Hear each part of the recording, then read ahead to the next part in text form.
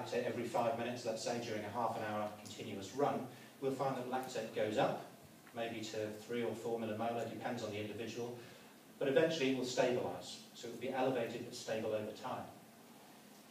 If we exercise people above the lactate threshold speed, however, for 30 minutes and look at the blood lactate profile, we'll find that it doesn't stabilise at all, but will continue to rise with time until the athlete either stops or becomes exhausted.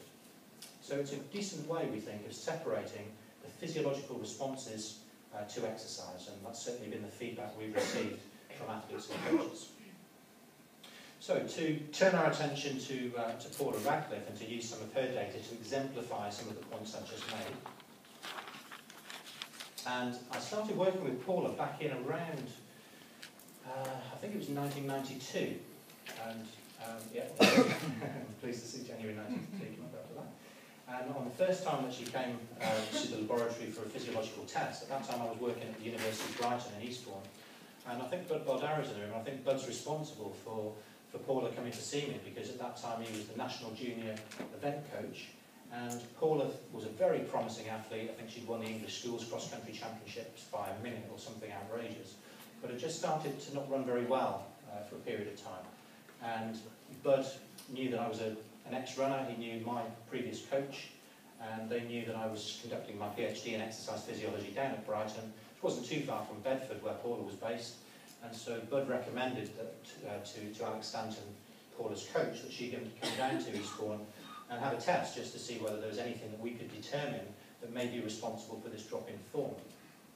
So she came down, we started her at 13 kilometres per hour on the treadmill. She did 14, 15, 16 and 17, 3 minutes at each of those speeds. And then we measured her VO2 max at the end as well.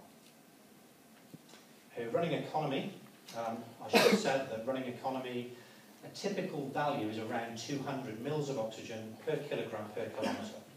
Okay? Anything that's higher than around 200 is not so good economy. Anything that's better than 200 is good economy. So Paula's average, fair to middling, perhaps slightly below average in terms of her running economy at that time. Her lactate threshold, by the way, Paula this time would have been around 17 years of age in 1992. Her lactate threshold was 14 kilometres per hour.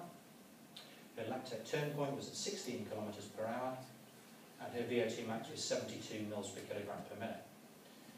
Okay, so if you cast your mind back to one of my earlier slides, you'll see that that's towards the upper end of what you'd expect in an elite female athlete. So at this point in her career, this is very high, and is certainly suggestive of someone with a great deal of potential in endurance activities. Her velocity at VO2 max was around 21 kilometres per hour.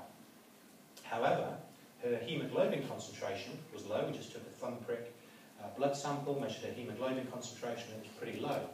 And so we suggested that she go for some further, more sophisticated medical tests. Those indeed showed that she had low serum ferritin, and she had some iron therapy to try and put that right. So despite her physiological data being reasonably good, there was something that was potentially limiting her performance that we were able to identify, and that she went off to take some remedial action about.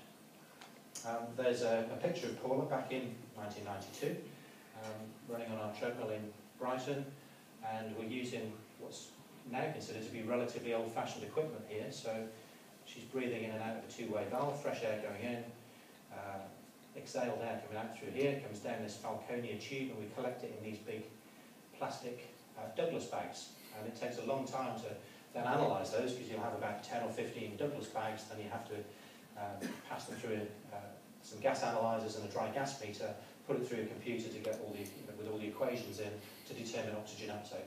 These days it's all done on an automated basis, breath by breath, so Barry doesn't know he's born these days. And some further photographs of Paula just warming up, just for the historical record. There she's warming up during the test, having a blood sample taken. I had a bit more hair, but the writing was on the wall, really. And this guy's now a professor at the University of Gloucestershire, and there's Paula conducting the test. So, this is what the data looked like. I told you about some of the first data. Here's the blood lactate concentration in millimolar in that first test in January 1992. Okay. Lactate threshold, as I told you, at 14. Lactate turn point about 16. There's the corresponding heart rate data.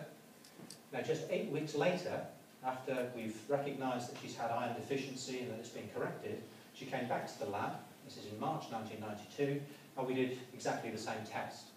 We started her a little bit faster, but she was able to go considerably longer, and you can see now that her lactate threshold has gone from 14 to 16, and at any one of these speeds, lactate concentration is way, way down. Also, there's a huge cardiovascular improvement in this short period of time also, so the heart rate at any one of these speeds is considerably lower. So simply as a consequence of identifying that deficiency and remedying it, we see this remarkable physiological improvement. Athletics aficionados amongst you might recall the dates here, because the reason that Paula came in early January was that she'd run in the Bedfordshire County Cross Country Championships, and that was a particularly disappointing run. I can't remember quite where she finished, but it was down the field, which was very surprising. So it was in mid-January that she had the physiology tests. We recognised the low serum ferritin, and then it was in March 1992 that she really burst onto the world stage by winning the World Junior Cross Country Championships. So she'd gone from around 10th in Bedfordshire to first in the world within about 8 weeks. Not surprisingly, that had Paula convinced that sports science might have some value, and for a long period of time she continued to have physiological tests done at least twice per year. So she'd either come down to Brighton, or if at one stage I'd moved on to Manchester and she'd travel over from Loughborough to see me there, and we worked really quite intensively together between about 92 and 93 up to about 2005, when she started to live abroad a lot more often, but we still do some testing now and keep in touch quite regularly, although the nature of the relationship has changed quite a bit. So the way that it's helped her, I would say, is that it's enabled her to see where her training has worked in improving her fitness, but also when it hasn't.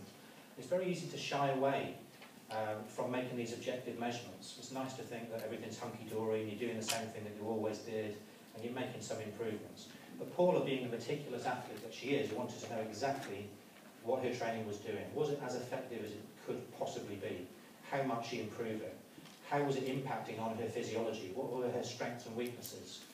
Was her training impacting on those strengths and weaknesses? Were the strengths and weaknesses changing from test to test, etc.?